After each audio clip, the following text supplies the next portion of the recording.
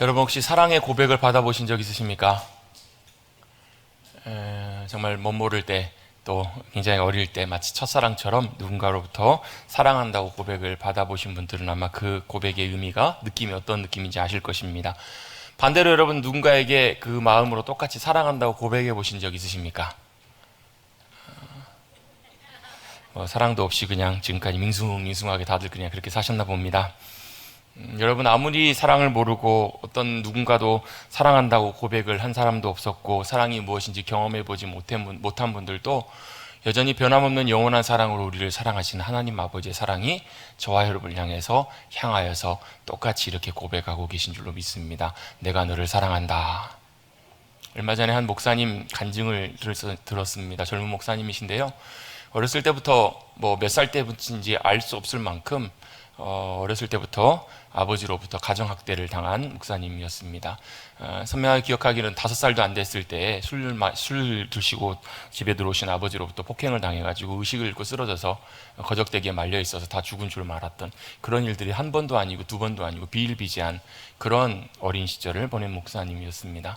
나아질 기미도 보이지 않고 삶의 소망도 보이지 않을 때 중고등부 시절 자라가면서 삶의 울분과 분노가 그의 마음속에 가득 차 있어서 더 이상 견딜 수 없어서 이제 폭발해서 결국은 집을 뛰쳐나가서 방황하다가 스스로 이제 목을 메어서 죽으려고 고등학교 때 목을 메었습니다.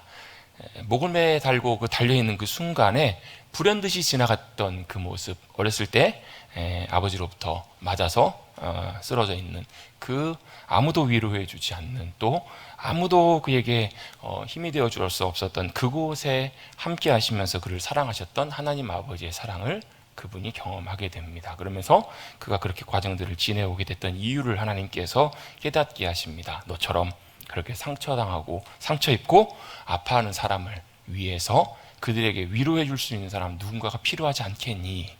그 음성을 듣고 상처 입은 치유자, 헬리나 우엔의 책처럼요, 상처 입은 치유자처럼 그렇게 자기처럼 똑같이 아픔 당하고 슬픔 당하는 이들에게, 상처 입은 이들에게 하나님의 사랑으로 위로와 또 도움을 주기 위해서 삶의 목적과 방향을 정하고 달려오신 목사님의 간증이었습니다.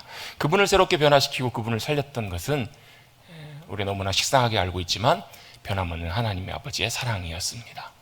그럼 그분의 사랑, 그분의 사랑의 고백을 우리가 받고 경험하고 알고 살아간다면 우리는 그 사랑이 얼마나 위대하고 놀라운지, 얼마나 놀라운 것인지를 우리가 깨닫고 경험하게 될 것입니다. 여러분 그 사랑으로 주님 사랑하시고 자신을 사랑하시고 그 사랑으로 우리 함께 서로를 사랑할 수 있는 우리 귀한 믿음의 백성들 되시기를 간절히 주님의 이름으로 축원합니다. 그런 의미에서 우리 앞뒤 좌우 옆에 계신 분들과 인사 한번 나누겠습니다. 주님의 사랑으로 사랑합니다. 주님의 사랑으로 사랑합니다. 주님의 사랑으로 사랑합니다. 주님의 사랑을 아는 사람들이 그 주님의 사랑으로 사랑할 수 있듯이 주님의 사랑을 우리가 더욱 귀하게 경험하고 누려가시는, 풍성하게 누려가시는, 여러분 엊그저께 비가 굉장히 많이 왔잖아요. 여러분 비가 와야 돼요? 안 와야 돼요? 대답하시기 곤란하시죠? 왜요? 비가 와야 됩니다. 안 오면 안 돼요. 비가 오긴 와야 돼요. 근데 어떻게 와야 돼요? 엊그저께처럼 너무 많이 오면 안 돼요. 비는 어떻게 와야 돼요? 적절하게 와야 돼요. 그걸 조절해 주실 수 있는 분이 주님이신데, 우리에게 필요할 때마다 하나님의 은혜로, 또 필요할 때마다 하나님의 사랑으로 충만하게 채워주시는 주님의 큰 은혜와 사랑을 경험하시는 우리 사랑하는 성도님들, 우리 모두가 되시기를 다시 한번 주님의 이름으로 축복합니다. 그걸 아시는 분이 누구시라고요? 주님이시라고요. 그래서 주님이 어떤 분이세요? 저를 따라 같이 한번 고백해 오시겠습니다. 주님은 신실하십니다. 선하십니다. 완전하십니다. 정말로 여러분 고백한 걸 믿으세요? 여러분 그냥 하지 마시고 진짜 믿으세요? 목소리가 줄어드시잖아요. 왜? 정말로 믿고 알고 믿는다면 그때그때마다 가장 적절한 것으로 또 귀한 주님의 사랑으로 우리의 심령을 어루만지시고 새롭게 하실 그 주님을 우리가 신뢰하고 기대할 수 있기 때문에 그렇습니다. 여러분 그 주님 손 꼭 붙잡고 그 주님 바라보시며 믿음으로 잘 주님과 동행하며 걸어가시는 사랑하는 주님의 귀한 백성들, 성도님들 되시기를 간절히 바랍니다. 오늘은 우리 6월 마지막 주부터 계속 이어서 말씀 묵상에 대한 말씀 세 번째 시간으로 함께 말씀을 나누려고 합니다. 아마 오늘까지 하고 일단 잠깐 말씀 묵상에 대한 부분을 마무리할지 다음 주에 조금 더 연결해서 설명할지 함께 나눌지 그건 잘 모르겠습니다. 그런데 어쨌든 간에 한 세 번째 시간을 통해서 말씀 묵상에 대한 부분을 이어서 특별히 오늘 말씀의 암송에 대한 부분들을 함께 좀 나누려고 합니다. 제가 지난주 중에 그 선교회 모임 회의가 있어서 오랜만에 가서 회의도 하고 함께 목사님들과 함께 식사도 하고 차도 마시면서 이런저런 얘기를 나눴습니다. 그런데 요맘때쯤에 목사님들과 대화를 하다 보니까 목사님들의 대화의 화제가 주제가 하나로 모아지게 됐어요. 무슨 주제였냐면 교회가 큰 교회든 작은 교회든 교회 건물이 오래된 교회 건물이든 아니면 새로 지은 지 몇 년 안 된 건물이든 교회들마다 목사님들마다 다 고민이 있으세요. 무슨 고민이냐면 누수의 고민이에요. 누수가 뭐죠? 물이 새는 고민이에요. 저희 교회도 이제 많이 새진 않지만 중간중간에 조금씩 물 새는 데가 많이 잡혔는데 좀 잡기 어려운 부분들이 있어서 조금씩 비가 많이 오면 새는 부분들이 좀 있어요. 창틀로 조금씩 타고 내려오기도 하고 그러는데요. 저희 교회만 그런 줄 알았는데 다른 교회도 목사님들도 거의 대부분 교회들마다 다 누수 때문에 고민들을 많이 하고 계세요. 그러면서 이어지면서 그 목사님들의 무용담들이 이어졌습니다.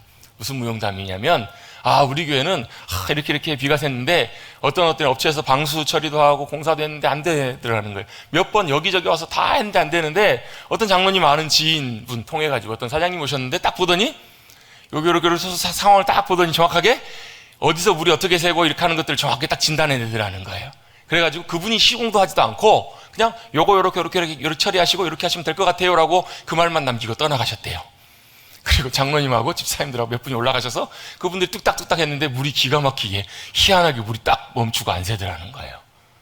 어떤 목사님은 본인이 직접 방수 물 새는 걸 잡은 얘기를 하세요. 그 교회에 심지어 장로님 중에 한 분이 방수 전문가, 방수 일을 하시는 분이 계시는데 아무리 봐서 방수를 하는데도 안 잡히는 거예요. 그래서 그 교회는 비가 오는 날마다 주일날 주님을 모셔야 되는데 교회 가운데다가 바켓스를 모셔놓고 예배를 드리는 거예요. 거기 가운데서 물이 똑똑똑똑 물이 떨어지는 거예요.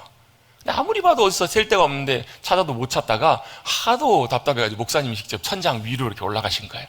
올라가서 여기저기를 뒤지다가 마침 그 환기구 창문 틀에 있는 작은 틈 하나를 발견해가지고 거기서 물이 타고 이렇게 쭉 프레임을 타고 올라가가지고 가운데서 뚝뚝 떨어지는 걸 발견하고 어떻게 하실까요? 그 목사님이 그 구멍만 딱 막고 나니까 그 다음부터 물이 안 새더라는 거예요. 이런 몇 가지 이렇게 간증 아닌 간증들을 얘기를 하셔서 교회들마다 누수, 물 새는 문제 해결하신 얘기들을 나누는 걸 함께 좀 들었습니다. 근데 공통적으로 그 이야기들의 공통적인 부분들이 있었어요. 그게 뭐였냐면 아무리 많은 업체들이 오고 아무리 탁월한 방수 용액을 쓰고 좋은 걸 써도 뭐가요? 그 물이 새는 원인을 정확하게 진단하고 발견해서 거기에 대처하지 않으면 아무리 방수 처리를 몇 번을 해도 몇 겹을 해도 그 문제가 해결되지 않더라는 거예요. 여러분 마찬가지입니다. 이 문제는 방수 문제뿐만 아니라 비 새는 문제뿐만 아니라요. 우리의 삶의 문제도 이와 비슷합니다. 특별히 우리의 영혼의 문제는 더더욱 이러합니다.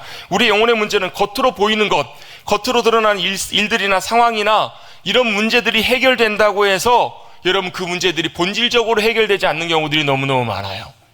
그 문제의 원인이 어디에 있는지, 그것이 어디서부터 시작되게 됐는지 이유와 분명한 영적인 원인들을 발견하고 거기를 조치하지 않으면 괜찮을 때는 괜찮아요. 그런데 언제요? 비가 오면 괜찮을 때는 아무렇지도 않아요. 티가 안 나요. 근데 언제요? 비가 많이 와보면 티가 납니다. 비가 많이 오면 이렇게 물이 새는 것처럼 우리의 영혼의 문제도 평상시에는 괜찮다가 그 문제가 해결되지 않으면 그런 일들이 일어나면 반복적으로 다시 그 일들이 계속해서 불거지는 그런 일들이 계속되는 것을 보게 된다는 거예요. 그래서 중요한 부분은 이것입니다. 그 문제, 그 영혼 밑에 있는 영적인 문제들을 우리가 정확하게 잘 알고 그 문제를 조치하고 취하는 것이 굉장히 중요합니다. 문제가 어디 있다고요? 밖에 있는 것이 아니라 우리 영혼 안에 있습니다. 우리 속 사람에게 있습니다. 여러분 계곡 가보신 분들 아실 거예요. 계곡이 물이 깨끗해요? 안 깨끗해요? 깨끗한 데도 있고 안 깨끗한 데도 있어요. 그런데 아무리 깨끗한 계곡물도요, 물이 한번 쫙 지금처럼 폭우가 와가지고 흘러내려가면 흙탕물로 완전히 이렇게 진흙이 되잖아요. 혹시 그런 계곡물 보신 적 있으세요? 그 검갈색의 그 계곡물 보신 적 있으세요? 물색이 파랗다가 갈색인데 그냥 갈색이 아니라 시커먼 갈색. 그게 왜 그러냐면 그 계곡물 밑에가 뭐가 원래 쌓여 있었냐면 낙엽들이 잔뜩 쌓여 있다가 낙엽들이 썩고 퇴적이 돼 있다가 물이 좀 물살이 세면 그 낙엽물이 쫙 이렇게 낙엽이 이렇게 일어나는 거예요. 그러면 그 안에 탄닌이라는 성분이 있어가지고 진한 갈색빛을 내는 그것이 온통 물을 새카맣게 만든다라는 거예요. 여러분, 계곡물이 깨끗한 것처럼 보이지만 그 속을 뒤집어 보면 그렇지 않습니다. 겉으로는 물이 차 있을 때는 아무것도 모르지만 물이 싹 빠지고 나면 그 밑에 오물들과 쓰레기들이 잔뜩 있으면 그 계곡은 절대로 깨끗하다고 볼 수 없을 거예요.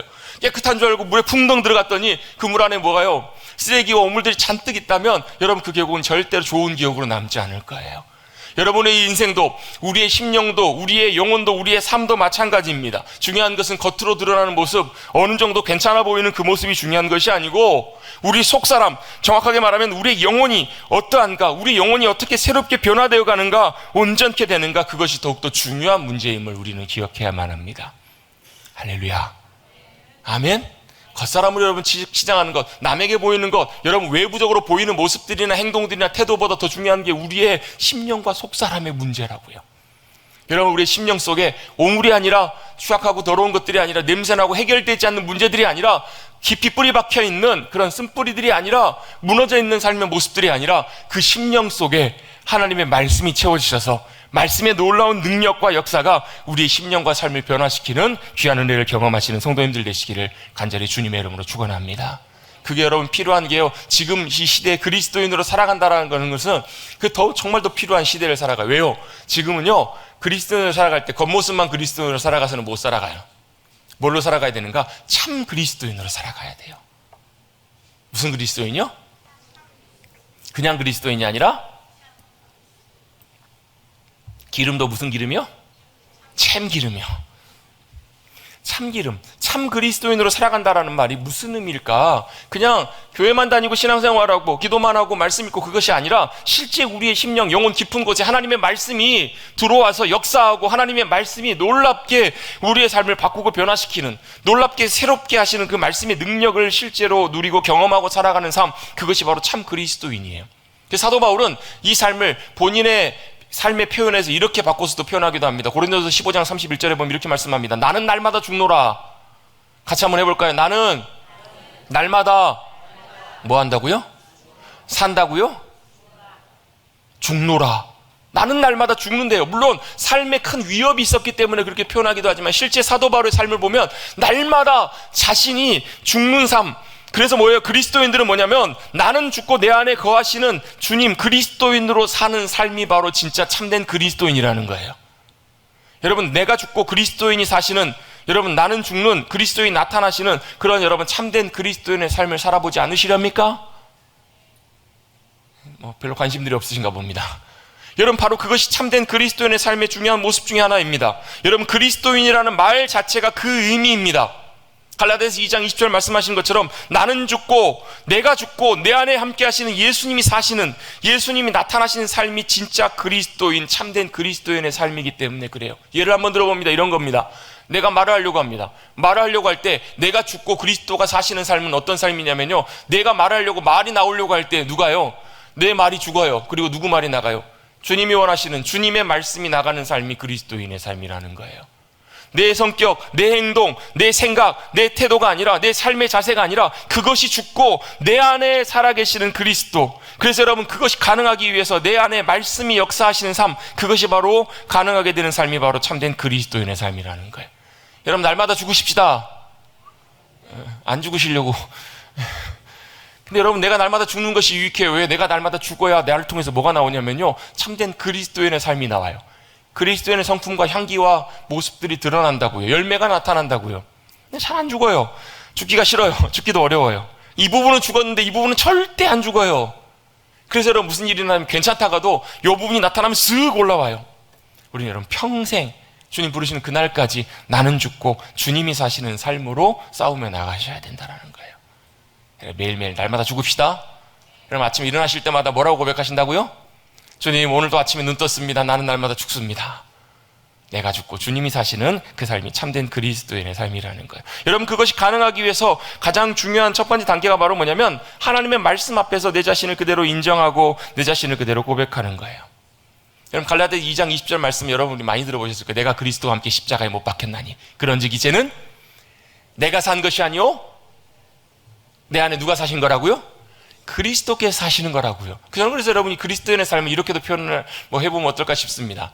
여러분 그 총에 대해서 좀 아시는 분들은 총이 어떻게 발사되는지 여러분 아실 거예요. 총 뭘 당겨야 발사가 돼요? 뭘 당겨야? 방아쇠를 당겨야 발사가 되잖아요. 근데 방아쇠를 당기는데 총이 안 나가요.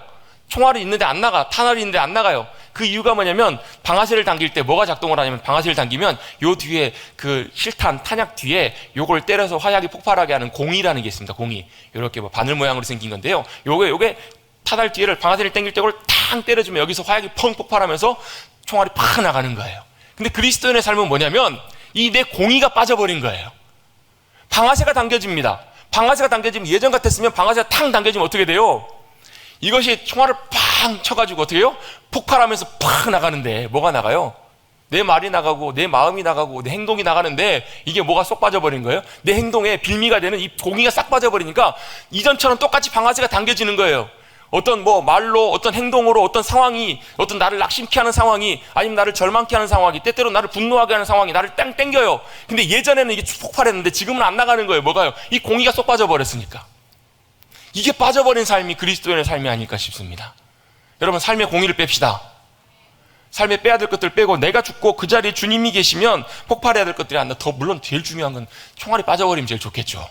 그런데 여러분 바로 이렇게 살아가는 삶이 바로 그리스도인이라는 거예요. 여러분 이 삶이 가능해지기 위해서 여러분의 심령 속에 말씀을 채우시기를 간절히 주님의 이름으로 축복합니다. 말씀 묵상이 뭐라고요?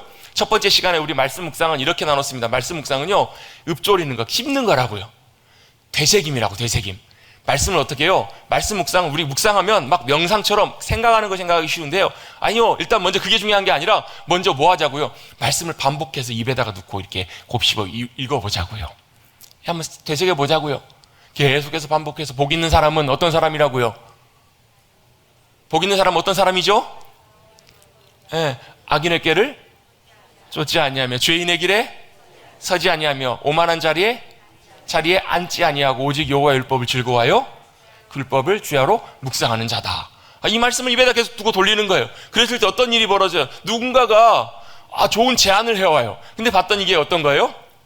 별로 하나님께서 기뻐하시지 않는 일이에요. 이 말씀을 계속해서 되뇌이고 묵상하다가 뭐 하는 거예요? 분별해내는 거예요. 그 길, 그 자리에 서지 않는 것. 여러분 이것이 바로 말씀 묵상하는 첫 번째 단계입니다. 계속 입에서 곱씹고 읊조리고 반복합니다. 그리고 나서 뭐예요? 씹은 다음에 뭐 하셔야 돼요?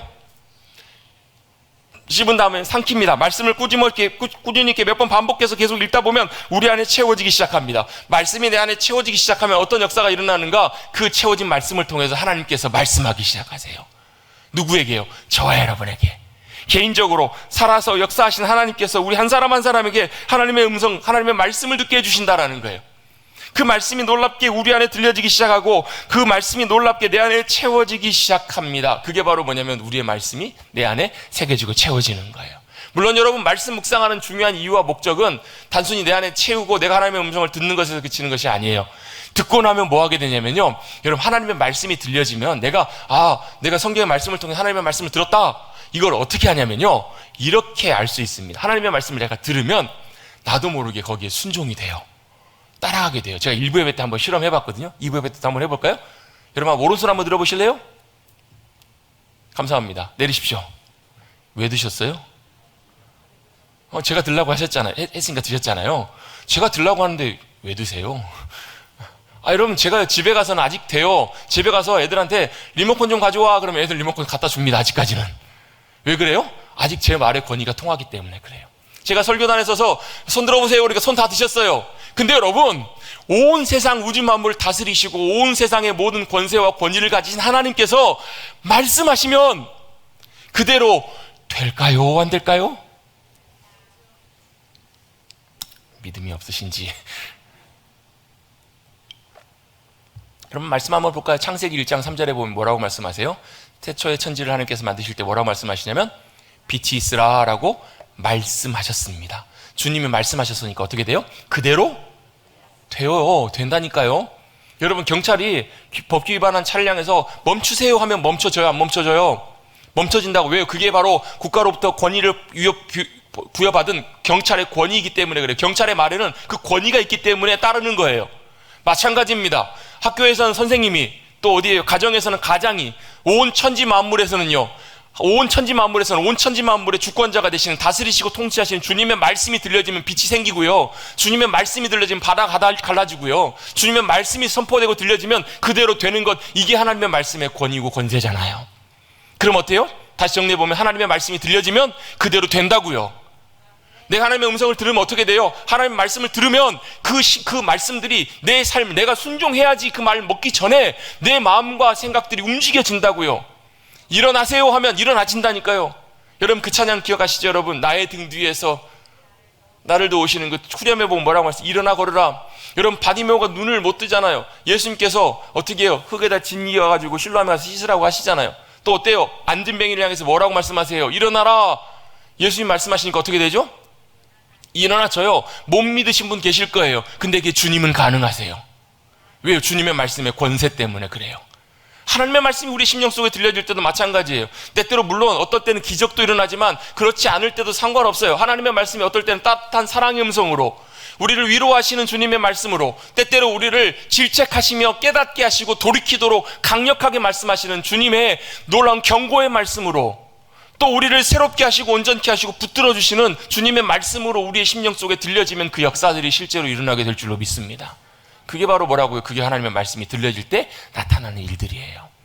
그럼 하나님의 말씀을 읽고 묵상하셔서 그 음성을 듣고 거기에 온전하게 반응케 되시는 복된 여러분들 되시기를 주님의 이름으로 축복합니다. 그래서 말씀 묵상의 최종적인 목적과 이유는요, 어디까지 원래 가는 거냐면, 말씀을 듣고 묵상해서 하나님의 말씀하심을 듣고 나에게 말씀하시는 주님의 음성을 듣고, 너에게 말씀하시는 주님이 아니라 나에게 말씀하시는 주님의 음성을 듣고 순종하고 거기에 맞춰서 반응해서 돌이켜서 거기에 내 삶을 조종하여서 적용하여서 어디까지요? 말씀의 열매를 맺는 그 자리까지 나아가는 것, 그게 바로 말씀 묵상의 중요한 목적이고 이유라는 거예요. 여러분 이 자리까지 나가시는 사랑하는 성도님들 되시기를 간절히 주님의 이름으로 축복합니다. 이 삶을 예수님께서는요 뭐라고 말씀하시냐면, 같이 한번 고백해 보겠습니다. 반석 위에 지은 집, 반석 위에 지은 집. 여러분 예수님께서 산상수훈 말씀 5장부터 7장까지, 마태복음 5장부터 7장까지 말씀하실 때 산에 오르셔서 예수님 말씀하시잖아요. 심령이 가난한 자는 복이 있다, 애통하는 자는 복이 있다 쭉 말씀하시고, 귀한 말씀들, 너무너무 중요한 말씀들을 하세요. 그리고 그 말씀의 맨 마지막을 마무리하시면서 이 말씀을 하시는 거예요. 주님의 말씀을 듣고 그 말씀에 반응해서 순종케 되는 자는 마치 뭐와 같다고? 그 인생이 집이 반석 위에 지어진 집과 같다고요. 평상시에는 차이가 안 나요. 모래 위에 지은 집과 반석 위에 지은 집이 표시가 안 나다가 언제요? 비가 오고 홍수가 나보니까 반석 위에 지은 집은 견고한데 그렇지 않은 집은 싹 쓸려가 버리더라는 거예요. 여러분, 여러분의 인생과 삶이, 심령이 반석 위에 든든하게 세워지시는 인생들 되시기를 주님의 이름으로 축복합니다. 어떻게 해요? 하나님의 말씀을 읽고 묵상하여서 그 말씀이 내게 말씀해 주시는 귀한 음성으로 들려지고 그 말씀이 나의 삶의 놀라운 역사로 열매로 맺혀지게 되는 것, 이것이 바로 말씀의 묵상의 중요한 과정이고 목적임을 꼭 기억하시기를 간절히 바랍니다. 그리고 이렇게 반복하다 보면, 이렇게 묵상하다 보면 어디까지 가게 되냐면요, 말씀 묵상이 어디까지 가게 되면 이 자리까지 가게 됩니다. 같이 한번 해보겠습니다. 암송. 말씀을 암송하는 자리까지 가게 돼요. 여러분 암송하면 뭐가 제일 먼저 딱 떠오르세요? 외우는 거, 그죠? 암송이라는 말 자체가 어둘 암자에다가 웰 송자예요. 이거 뭐 하는 거예요? 안 보고도 눈 감고도 외우는 거, 이걸 이제 암송이라고 생각해요. 그래서 암송하면 어떤 분들은 좀 굉장히 부담스러워 하시는 분 계세요. 나는 기억력이 없어서 잘 못 외우는데 또 뭐 외워야 돼, 외우는 거에 대해서 굉장히 불편해하고 부담스러워 하시는 분도 계실 거예요. 그런데 여러분, 암송은 외우는 것으로 생각하기 쉬운데요, 사실 외우는 것과는 조금 성경적인 암송은 좀 다른 의미가 좀 있습니다. 어떤 한 목사님이 이 암송의 유익을 이제 가르치시고 암송이 얼마나 귀한 것인지를 나누는 그런 사역을 하셨는데, 이제 세미나를 하고 목사님들과 성도님들에게 암송이 참 이렇게 유익합니다, 복됩니다, 이런 강의들을 다 마치고 이제 모든 성도님들이 도전을 받고 참 은혜를 받고, 그 목사님들이 참 은혜를 받았는데, 한 목사님이 끝나시고 나서 그 목사님한테 쪼로로 나오셔가지고 질문하시는 거예요. 근데 그 목사님이 개척교회를 섬기시는 목사님이신데, 목사님 이런 얘기를 하세요. 목사님, 제가요 성경을 3,000구절을 암송을 합니다. 여러분 3,000구절이 많은 건가요? 적은 건가요? 해보셨어야 알죠. 3,000구절이 여러분 어마어마하게 많은 구절입니다. 300구절 암송하기가 쉽지 않고요. 사실 여러분 여기서 아마 300구절만 암송하셔도 여러분 놀라운 말씀의 놀라운 역사를 아마 경험하시게 될 거예요 아마. 3,000구절을 암송을 하셨다는 거예요. 근데 목사님, 제가 3,000구절을 암송하고 살았는데, 지금까지 주님 섬기고 살았는데 여전히 목회가 너무너무 열리지 않고 힘들고 내 삶에도 아무런 주님의 은혜와 도우심을 경험하지 못하고 살아갑니다. 이 어찌 된 일입니까? 이렇게 따졌어요. 그때 목사님이 뭐라고 웃으시면서 말씀하셨냐면, 예, 목사님, 그러네요. 그러면서 이렇게 말씀하셨어요. 목사님, 죄송하지만 목사님은 3,000구절을 외우셨네요. 암기하셨네요. 여러분, 이게 뭘 의미할까요? 여러분, 성경에서 말씀하는 암송과 우리가 그냥 생각하는 말씀을 외운다라는 것과는 조금 차이가 있다라는 거예요.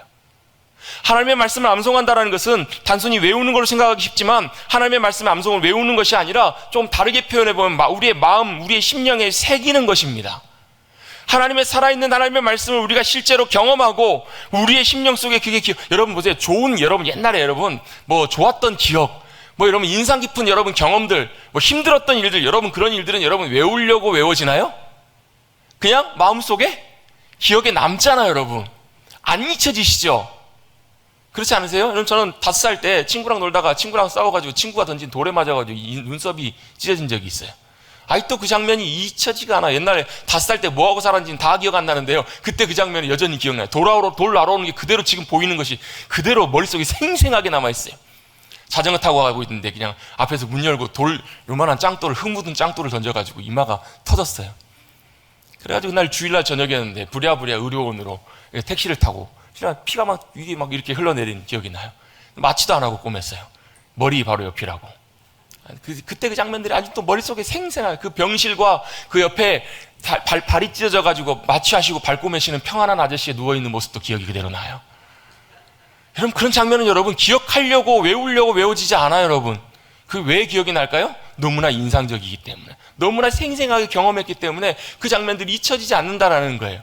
여러분, 말씀 암송도 이와 좀 비슷합니다. 말씀 암송은 그냥 무조건 외우는 것이 아니고요, 그거보다 더 우선이 뭐냐면 우리의 심령 속에 말씀이 새겨지는 것인데, 어떻게 새겨지는 것인가? 내 심령과 마음과 영혼 속에 실제로 그 말씀을 내가 먼저 경험하는 거예요.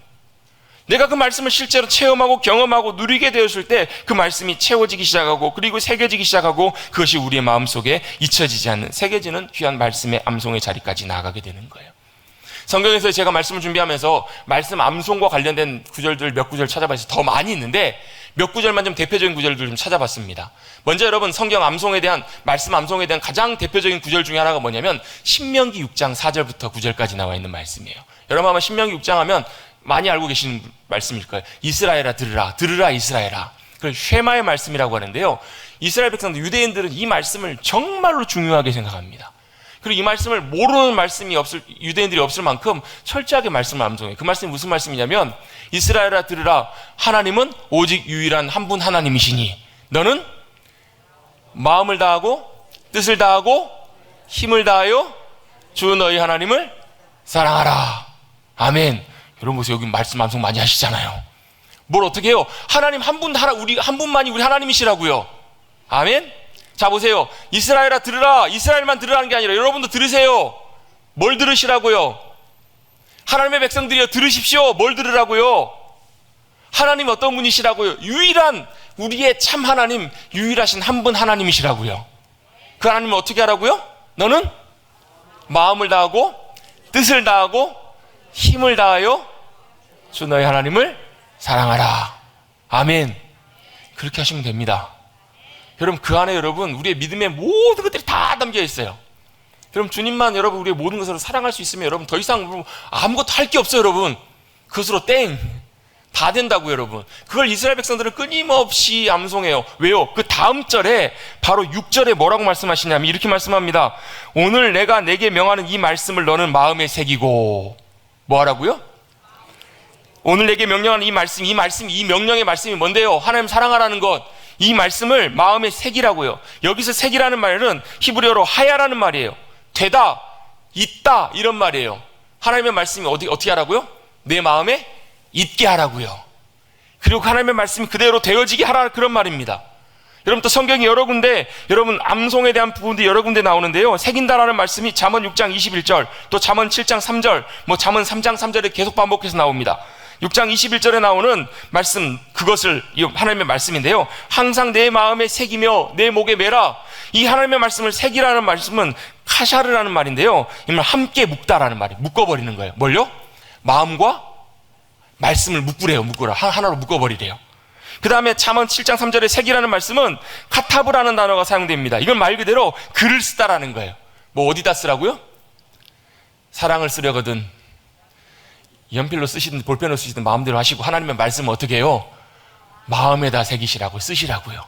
마음에다 새기라는 거예요. 이것을 내 손가락에 매며 그것을 내 마음판에 새기라. 이 새기라는 말은 카타브라는 말, 쓰라는 말이에요. 또 잠언 3장 3절에도 똑같이 말씀하고요. 중요한 말씀이 하나 있습니다. 시편 119편 9절부터 11절까지 말씀해 보면 무슨 말씀이 나오냐면, 청년이 무엇으로 그의 행실을 깨끗하게 하리까? 주의 말씀만 지킬 따름이라. 11절입니다. 내가 주께 범죄하지 아니하게 하려 주의 말씀을 내 마음에 두었나이다. 여러분, 저도 여기 젊은 시절에 이 말씀을 배울 때요, 참 큰 도움과 위로를 받았어요. 왜요? 죄를 안 짓고 싶은데 안 지어지지가 않아요. 죄 잡고 넘어지는 거예요. 근데 죄를 안 짓는 것이 가능한 것이 아니라 어떻게 해야 된다고요? 죄를 안 지려고 하는 것보다 더 중요한 것이 주의 말씀이 우리 안에 두어지면 그 말씀이 우리를 지키시고 붙잡아 주신다라는 거예요.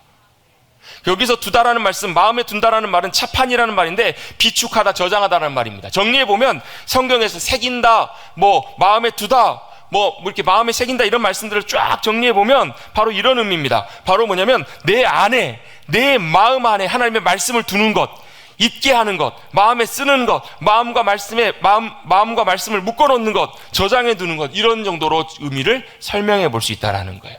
오늘 본문의 말씀에서도 똑같이 우리에게 이렇게 설명해 주십니다. 예레미야 31장 31절부터 34절까지 말씀은 사실 굉장히 중요한 말씀입니다. 뭐에 대한 말씀이기 때문에 굉장히 중요하냐면, 저를 따라 같이 한번 고백해 보겠습니다. 새 언약. 여러분, 성경은 두 권의 책으로 우리가 보통 일반적으로 분류를 하죠. 뭐와 뭘로 분류하죠? 우리가 구약, 신약하면 그냥 구약인가 보다, 신약인가 보다, 무슨 약인가 보지 생각하기 쉬운데, 이 약자가 약이 아니라 약속할 때, 언약할 때 약자입니다. 무슨 약이에요? 예전의 약속, 새로운 약속. 이 신약의 이 새 언약이 사실은 여기서부터 나오는 표현이에요. 이 새 언약이 도대체 어떤 언약인가? 하나님께서 이렇게 말씀하세요. 이스라엘 백성들에게 예레미야를 통해서 예전에 한번 언약을 맺으셨대요. 누구와요? 시내산에서 하나님의 백성들과 언약을 맺어서 하나님이 그들의 신랑이 되시고 그들이 신부가 되는 사랑의 관계로 하나님께서 언약을 맺으셨어요. 그때는 어디다가 하나님께서 이 언약을 새기셨냐면 모세 돌판 기억나시죠? 돌판에다가 하나님께서 이 언약의 내용을 써서 주셨다라는 거예요. 이 언약을 돌판에다 쓰셨는데 이 언약이 깨져버린 거예요. 왜요? 신랑이신 하나님을 놔두고 다른 것들 따라가는 거예요. 다른 것들을 좋아하고 따라가는 것들을 보면서 이 언약이 깨어져 버렸어요. 그래서 하나님께서 이제 어떻게 하시냐면요, 다른 새 언약을 주님께서 맺게 하시겠다라는 거예요. 근데 이 새 언약은 돌판에다 새기지 않으시겠대요. 어디다 새기시는가? 우리 33절 같이 한번 읽어보겠습니다. 33절 한번 읽어봅니다. 시작.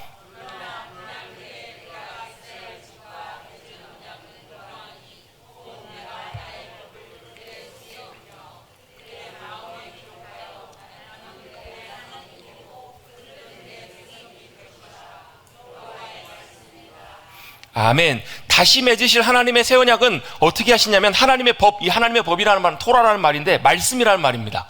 하나님의 말씀을 이제는 어디다 두신다고요? 그들의 속에 두시고 그들의 마음에 기록하시겠다고요. 마음에 새겨지기 때문에 뭐가 되냐면 이건 지워지지가 않아요. 잊혀지지가 않아요. 그래서 뭐가 되신다고? 하나님이 우리 하나님 되시고 그들은 내 백성이 되게 할 거라고요.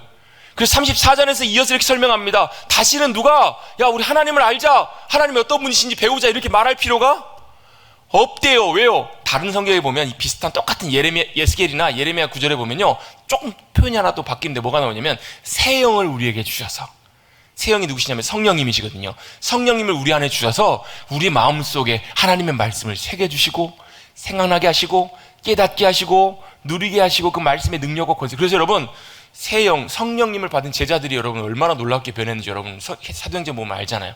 아니, 무식한 줄 알았는데, 아무것도 모르는 줄 알았는데 성령님이 임하셨더니 정말로 유창하게 하나님의 말씀을 전하는 거예요. 사람들이 보고 깜짝 놀래요. 왜요? 그 안에 성령님이 역사하셔서 하나님의 말씀을 깨닫게 하시고 새기시고 생각나게 하시고 역사하게 하시는 놀라운 성령님의 역사하심들을 그들이 경험했기 때문에 그래요. 여러분, 이 새 언약의 말씀들이 이것입니다. 하나님의 말씀을 그냥 단순히 외우는 것이 아니라 기계적으로 줄줄줄줄 외우는 것이 암송이 아니라는 거예요. 내 심령 속에 새겨져요. 내 심령이 말씀으로 묶여요. 그 붙들려요. 그래서 거기서부터 뭐가 나와요? 하나님의 말씀이 죽은 말씀이 아니라, 기록된 말씀이 아니라 살아서 역사하는 하나님의 말씀으로 저와 여러분의 심령을 통해서 삶으로 나오는, 이게 바로 말씀에 새겨지는 말씀의 암송의 놀라운 귀한 은혜인 줄로 믿습니다. 여러분 한번 여쭤볼게요. 참기름병에는 뭐가 있어야 돼요? 그래서 부으면 뭐가 나와요? 참기름이 나와요. 들기름병에는요? 감사합니다. 그리스도인에게는요? 그리스도가 나와야 돼요. 그리스도의 말씀이 나와야 돼요. 이렇게 쭉 따랐더니 다른 게 나오면 안 돼요. 여러분, 하나님의 말씀이 충만하게 채워지시고 세워지셔서 그 말씀의 놀라운 유익과 은혜를 누리시는 저와 여러분 되시기를 주님의 이름으로 축복합니다. 그럼 말씀의 암송을 하기 위해서 중요한 두 가지만 간단하게만 살펴보고 말씀을 마치려고 합니다. 간단하게 끝날지는 모르겠어요. 두 번째, 두 가지만 한번 살펴보려고 하는데요. 말씀을 그냥 외우려고 한다고 잘 외워지지가 않아요, 여러분. 물론 외우려고 노력할 필요는 있겠지만 우선적으로 아까 잠깐 언급했던 것처럼 하나님의 말씀을 깨닫고 경험하는 은혜가 우선이라는 거예요. 첫 번째, 우리가 말씀 암송에 나아가기 위해서요, 하나님의 말씀을 깨닫고 경험하는 것이 너무너무 중요해요. 시편 34편에 이렇게 말씀합니다. 여호와의 선하심을 맛보아 알지어다. 여러분, 하나님의 선하심이 어떤 것인지를 깨달아 알고 경험해야 그 말씀이 우리 안에 새겨진다고요. 한 목사님이 교회에 여러 가지 경제적인 필요가 있어서 하나님 앞에 기도하고 있는데 하나님께서 갑자기 그 말씀이 생각나게 하시면서 그런 마음을 주시더라는 거예요. 에베소 3장 말씀인데요. 그 말씀이에요. 너희가 그 너비와 깊이와 높이가 어떠함을 깨달아 그리스도의 사랑을 알아서 하나님의 모든 충만하게 하신 것으로 너에게 충만하게 하시기를 원하노라. 그리고 나서 이어지는 말씀이 이 말씀이에요. 에베소 3장 20절 말씀인데요. 우리 가운데 역사하시는 능력대로 우리가 구하거나 생각하는 모든 것에 더 넘치도록 능히 하실 분이 우리 하나님이시라. 이 말씀을 하나님께 생각나게 하시면서 내가 구하고 내가 간구하는 것보다 어떻게 해요? 더 능히 넘치도록 능히 하실 수 있는 분이 우리 하나님이시구나. 이 말씀을 깨닫게 하신 거예요. 그러고 나니까요, 염려가 싹 사라지더라는 거예요. 불안함이 사라지고 기대가 생기더라는 거예요. 아, 하나님이 어떻게 해요? 우리가 구하거나 생각하는 것 이상으로 주님이 채우시고 넘치도록 부어주시겠구나라는 그런 확신이 들더라는 거예요. 그 말씀이 깨달아지고 그 말씀이 역사하시기 시작하니까 그 말씀이 그 마음속에서 여러분 잊혀질까요? 안 잊혀질까요? 안 잊혀져요. 여러분, 말씀을 여러분 깨닫고 경험하는 귀한 은혜가 있어야 말씀 암송하기가 훨씬 더 수월해져요. 여러분, 말씀을 아는 것과 말씀을 깨닫는 것은 좀 달라요. 이런 겁니다. 안다라는 것은 이런 거예요. 여러분, 사람은 태어나서 죽어요. 사람은 죽는다라는 거 여러분 아세요? 모르세요? 다 아세요. 여러분, 그 애기들도 다 알아요. 근데 여러분, 이건 아는 거예요. 근데 깨닫는 건 뭐냐면요, 죽음의 의미를 우리가 알고 살아가는 거예요. 깨닫는다는 건 이런 거예요. 좀 달라요. 제가 수요일날도 잠깐 언급했었는데요, 한 서울의 대형교회 목사님, 그 교회에 성도 한 분이 병원에 입원하셨는데 그분이 누구시냐면 서울대학교 교수님이셨어요. 그분이 병원에 입원하셨는데 청천벽력과 같은 소식을 들었습니다. 사형 선고를 받으셨어요.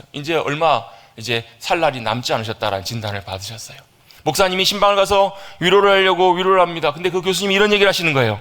목사님, 저는요, 제 삶에도 이런 날이 올 줄 꿈에도 몰랐어요.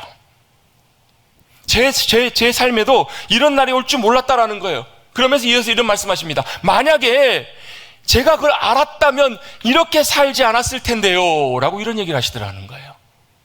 여러분, 이게 뭘 의미할까요? 여러분, 사람이 죽는다는 걸 다 알았지만 실제로 죽음이 내 앞에 다가오고 내가 죽는다라는 것을 처지를 깨닫고 인식하게 되었을 때 뭘 알게 되는 거예요? 아, 내 삶이 이래서는 안 되는구나. 내 삶의 방향이 이렇지 않아야 되는구나라는 것을 그제서야 뭐 하시는 거예요? 죽음의 의미를 깨닫게 되신 거예요. 여러분, 이것이 바로 죽음의 의미를 깨닫는 것과 아는 것의 차이예요. 여러분, 안타깝게도 여러분 엊그저께 어제인가요? 여러분, 충청도 쪽에 큰 수해가 나가지고 물난리 때문에 많은 분들이 희생됐어요. 저는 아직도 너무 안타까운 게 청주의 오송 지하차도를 지나가는 차량들 10여 대가 거기에 지나다가 불과 3분도 안 되는 시간 안에 뚝이 무너지면서 6만 톤이 넘는 물이 그 지하차도로 들어가가지고 10여 대가 그 차량 안에 갇혔어요. 생사를 할 수 없어요. 너무너무 안타까워요. 가족들은 발을 동동동동 구르고 있어요. 한번 여쭤볼게요. 그분들이 항상 지나다닌 그 길, 또 방금 전에 지나던 그 길을 들어갈 때 3분도 안 돼서 물이 차서 거기서 어쩌면 죽을 수도 모른다는 그런 생각 한 번이라도 하고 그 길 들어갔을까요? 그랬을까요? 저는 아니라고 생각해요. 매번 다니는 길이지만 그의 삶의 죽음이라고 하는 것이 그 순간에 그렇게 찾아오게 될 거라는 것을 아무도 인식하지 못하고 그 지하차도 들어갔을 거란 얘기예요. 여러분, 우리도 마찬가지입니다. 우리의 삶에 갑작스럽게 언제 주님이 부르심이, 언제 우리의 삶에 죽음이 찾아올지 여러분 우리가 안다면 과연 이렇게 살아갈까? 여러분, 만약에 주님이 내일 우리를 부르신다라고 여러분 주님께서 결정하셨다면 오늘 여러분 하루를 어떻게 지내시겠어요? 그것이 바로 뭐예요? 죽음의 의미를 깨닫고 살아가는 삶의 의미라는 거예요. 때때로 그래요. 뭐요? 가까운 사람의 죽음을 경험했을 때, 또 이런 충격적인 어떤 일을 경험했을 때, 그렇구나, 우리도 그럴 수 있겠구나, 우리도 아무도 모르게 가다가 지하차도에서도 그런 죽음을 맞이할 수도 있겠구나, 여러분 이걸 인식할 수 있잖아요. 근데 잠시 잠깐뿐이에요. 우리의 일상으로 돌아가 버릴 때는 다시 우리의 삶의 절에서 잊어버리고 살아갑니다. 그것이 바로 뭐예요? 아는 것과 깨닫는 것의 차이예요. 여러분, 우리는 말씀을 많이 압니다. 많이 알고 말씀을 많이 심지어 외우고도 삽니다. 그러나 말씀을 실제로 깨닫고 누리고 살아가지 못한다면 그건 아무런 의미가 없습니다. 말씀을 깨닫는 것과 아는 것의 차이는 깨달으면 반드시 변화가 있습니다. 알면 그냥 알지만 깨달으면 삶의 변화가 같이 따라옵니다. 말과 행동이 달라져요. 죽음의 의미를 깨닫고 살아가면 삶의 모습과 태도가 달라지는 것처럼 여러분, 우리의 삶에 말씀이 깨달아지는 귀한 은혜가 함께 하시기를 주님의 이름으로 축복합니다. 말씀을 많이 아는 것 그 의미 없습니다. 여러분, 말씀 한 구절이라도, 한 말씀이라도 우리의 심령 속에 들려지고 깨달아지면 우리의 삶이 변화되기 시작해요. 믿음도 마찬가지고 우리의 삶도 마찬가지입니다. 실제로 내 삶이 말씀을 통해서 깨달아지면 달라집니다. 그리고 그 말씀이 깨달아지면 내 심령과 마음속에 딱 달라붙습니다. 사라지지 않습니다. 그리고 그때 그 말씀을 붙들고 반복하기 시작하면 훨씬 더 쉽고 편안하게 즐겁게 암송할 수 있다는 거예요.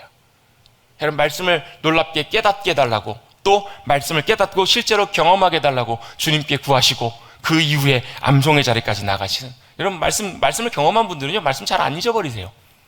그 말씀이 새겨지거든요. 그 암송의 자리까지 나가시는 우리 모두가 되시기를 간절히 주님의 이름으로 축복합니다. 또 한 가지, 두 번째 방법은요, 같이 한번 고백하겠습니다.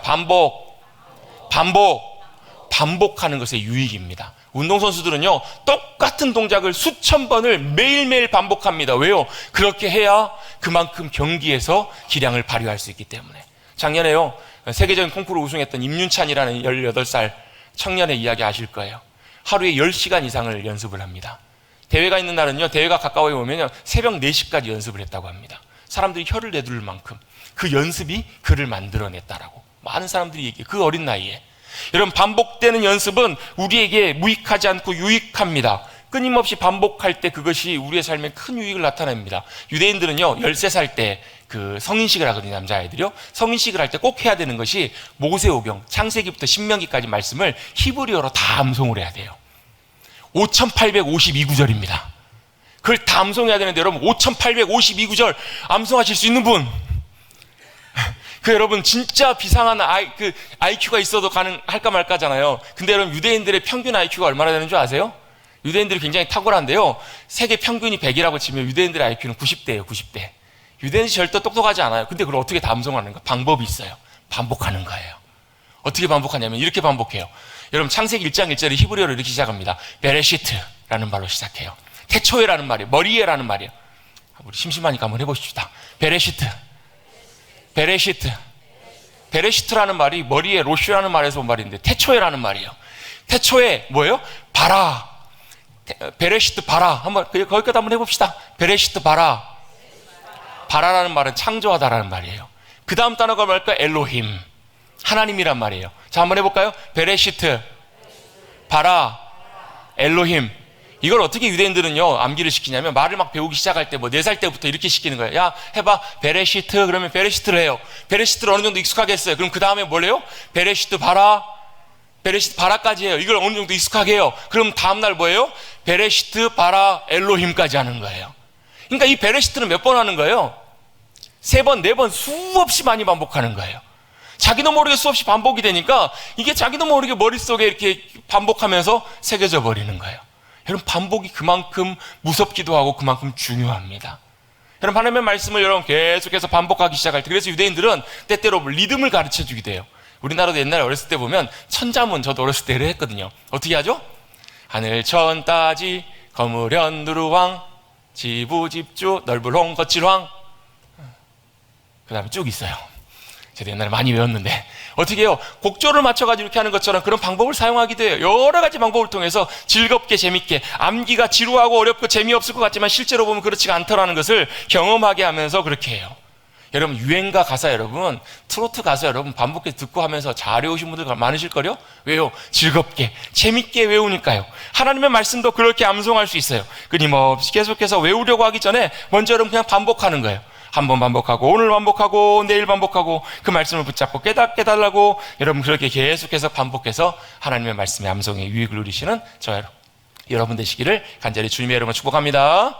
시간이 많이 갔지만 이왕 간단하게만 말씀 나누고 말씀 정리합니다. 그렇게 말씀이 새겨지면 우리에게 놀라운 일들이 일어나요.